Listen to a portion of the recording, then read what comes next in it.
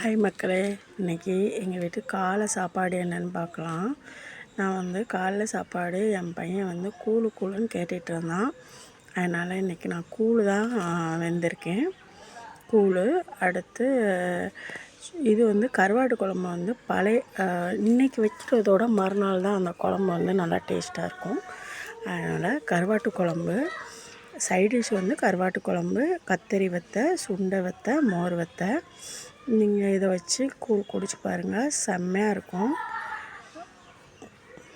உங்களுக்கு எத்தனை பேருக்கு கூழ் பிடிக்கும், இந்த மாதிரி சாப்பாடு எத்தனை பேருக்கு பிடிக்கும் பார்த்துட்டு உங்களுக்கு இது பிடிச்சிருந்தா லைக் பண்ணுங்கள், சப்ஸ்கிரைப் பண்ணுங்கள், கமெண்ட் பண்ணுங்கள். இதேமாரி காலைல சாப்பிட்டோம்னா எந்த ஒரு இதுவும் இருக்காது.